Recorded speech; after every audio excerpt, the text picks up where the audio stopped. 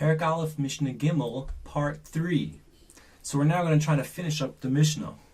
If you remember last time, we were speaking about the Zav and his friends, and we saw that a Zav and his friends are able to create avois hatomos. They can create something called a Mishkav u'Moshav, which is a vessel made to bear people's weight, like a bed, a chair, a shoe, sheets on a bed. These items, when the Zav and his friends do an act of midris on them, which is the act of sitting, standing, lying, suspending, or leaning, when the Zav and his friends perform midris on one of these types of vessels, they turn into an avatuma.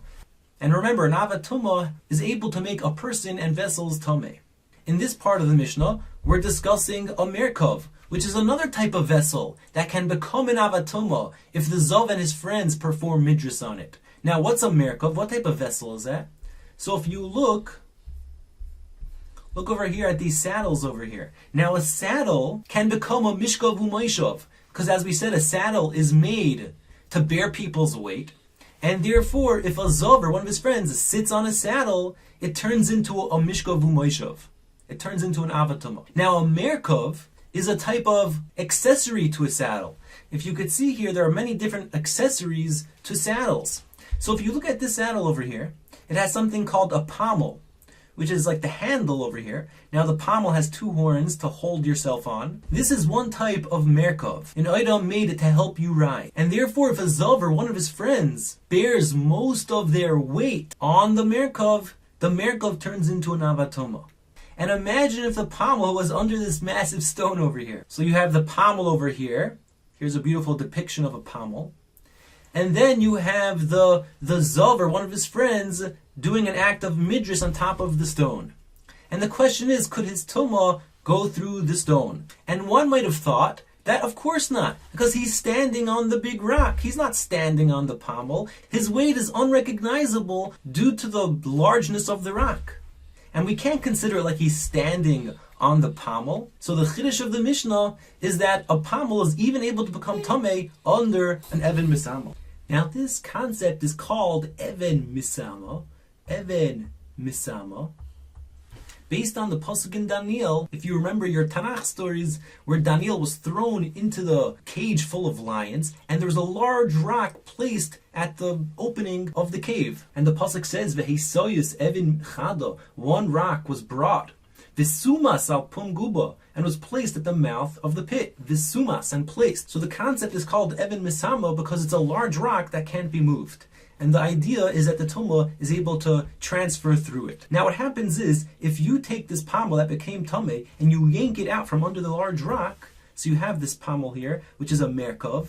It's a mרכב, it's an avatuma. Now what happens is if a person, a tahar person, either touches or carries it, he becomes tameh. As we said, an avatuma can transmit tumah to people. Now what about his clothes? Is tumah b'chiburim activated? The vessels that he simultaneously touches, do they become tameh? And the answer is only if he carries the pommel. Only through masa is tumah b'chiburim activated. But through maga, if he only touches the pommel without carrying it, his clothes remain tahar. Which brings out an interesting idea, because if you remember last time, we spoke about the second category of avois hatomos in this Mishnah, the zayvei shel zav, rukay shich vazaro. These items transmit its tumah with tumah b'chiburim, whether you touch them or whether you carry them. And yet, in this more stringent category, tumah b'chiburim is only activated if you carry it, not if you touch it. Which proves that these categories of avois hatomos aren't cumulative. You could have a stringency in an earlier category that a later category doesn't necessarily have. Either way, let's read the Mishnah, l'mala mehen. Above the avois hatomos in the last category is the mרכב, because the mרכב, the pommel, shehu metame, can transmit tumah tachas even misama, even under a placed rock. And if a Zav or one of his friends walks on the rock, or places most of his weight on the rock, the pommel becomes tameh. And then if subsequently a tar person also walks on that rock, he'll also become tameh through the rock. Let's go to the next category. L'malo min ha-mרכב, even above the mרכב, is a mishkav u'Moshav. Because the mishkav u'Moshav can become tameh not only through an even misama, under a large rock, but when you yank out the mishkav u'Moshav from under the rock, it will make you tamei and your clothes tamei, whether you touch it or whether you carry it. Tum b'chiburim is activated whether you touch it or whether you carry it. Sheshove, because it's equal, as the Mishnah says, magoi l'masoi. Whether you touch the mishkav u'moshav or whether you carry the mishkav u'moshav, either way, any vessel you simultaneously touch becomes tamei, which is the idea of tuma b'chiburim. So the mishkav u'moshav is more stringent than the merkav because tuma b'chiburim is activated whether you touch it or if you carry it. And then the last category of avaisa tumais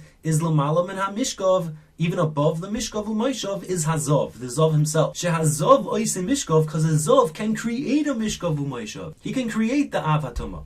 V'ein mishkav oisei mishkav, but a mishkav can create another mishkav. Meaning, if you have a chair that became a mishkav u'moshav and therefore it's an avatuma, and then you place that chair on another chair and they touch, so this second chair doesn't turn into an avatuma. Rather, it has the normal dinim of tuma v'tara, meaning when there's a transmission of tuma, the tuma gets watered down, and therefore the second item only turns into a rishoin, and a rishoin can only make foods and drinks tamei. So we see that only a zov can create an avatuma, a mishkav u'moshav, and a mishkav u'moshav can create another mishkav u'moshav. So those are the last three categories of avos hatumos in Mishnah Gimel. Now it's your turn to read the whole Mishnah.